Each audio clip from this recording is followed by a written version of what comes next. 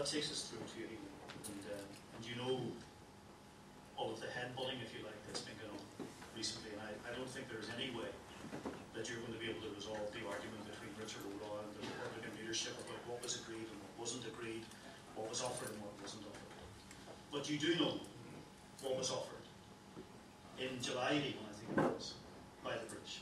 So when you looked at that offer, what was your own thinking? Did you think you had something that I'll come to that because it is very important to understand these things don't be plucked out of the air. That's important. What happened was that when Bobby Sands undertook the second Hungerstrike, and he was followed by McCreesh and or Derryman. You had Francis Hughes, McCreesh, Patsy. Yeah, Patsy.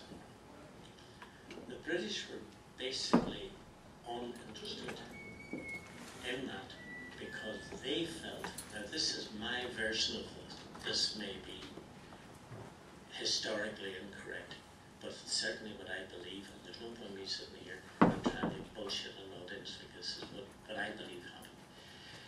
And they said these type of things, that they believed there was enough in the initial document, if it had been worked properly, to sort out the Hungerstrike. This is the 1980 document you're talking about. The 1980 document. And I was saying, yeah, that may be so, but there was the staff in the prisons and the prison government and assistant governors who were determined that this was not going to happen. Now, there are very good reasons for it. It must have been the worst job in the world at that time in Northern Ireland. These people were in a job which was paying, I think, an enormous sum of money at the time. I think it was £1,000 a week or something for the rest of it. They lived in ghettos.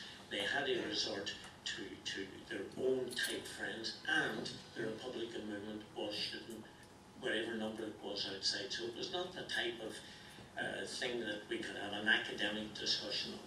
So basically what happened at that particular stage, with the Bobby Sands, the attitude was, well, if he wants to take his own life, he can go. The second thing that happened was, with Francis Hughes particularly, there was no sympathy for Francis Hughes. He was seen as somebody who was a gunman, killing, murdering, as their words, putting soldiers and so forth. They weren't interested in that. We then had Patsy and McCreesh. So at that particular point of time, I was saying, this is absolutely crazy. You will not win this one. You can't win this one. Don't go there. Let's sort this out. Let's settle. And that attitude I've just described was there. Then, as the momentum throughout Ireland and Europe and everywhere else built up, the British had the beginnings of rethinking about it. And under outside pressure. I'm assuming that because there was no other reason why they should have done it, you know. It's Thatcher you're talking about now, under pressure from outside. No, Thatcher always remained apparently oblivious up there. Right? Oblivious up there. So it was the people sort of on the ground, her servants brackets.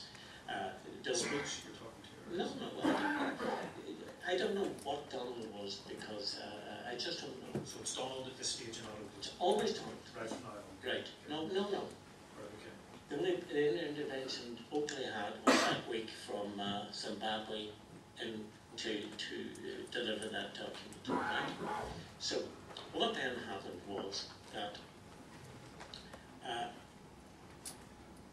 a dialogue, and I have to be very careful because obviously people will attempt to sort this out.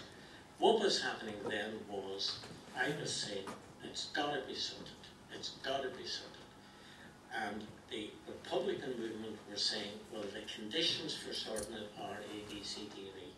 And those conditions were, for example, no work in the prisons, people to have their own space. And there was a big argument for a long time, when I say a long time, I mean days was a long time in that. If you take the hitch block with a cross section, whether or not people could move from that section over to another section. You're following me? So all of that was going on, and we then had, who was the fifth person?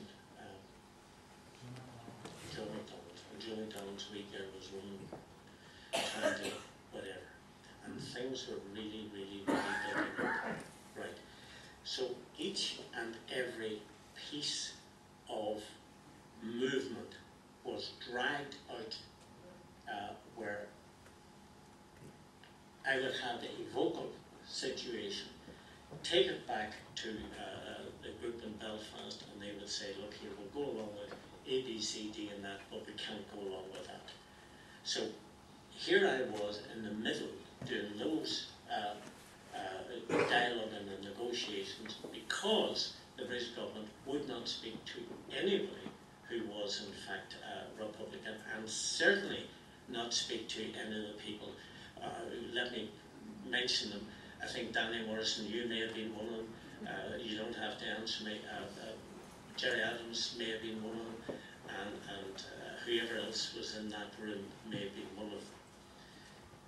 Now, at this particular point, and it's taken 15 years for me to put this together, what I didn't know at that time, because it was not my business to know and I didn't wish to know. And I think from this point I have to get over.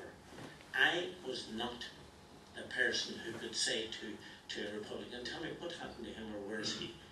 I never asked a question, because asking questions were too dangerous in the sense of, if you have to survive and you're not a member of a Republican cell, then the last thing in the world you want to be doing is asking questions. I had no idea at that point, and as I say, this is me, somebody here can correct me, that there had been a change in the leadership to what may be called the Northern Command. I did not know that happened. I just know that at that stage I was dealing with Adams in Belfast and McGuinness in Derry. I did not know that they had taken leadership of the Republican movement. I just thought that O'Brien in this stage was out, McKee was out, and various other people was out. So at that particular stage, I was limited to a situation. And that's how I wanted it. Just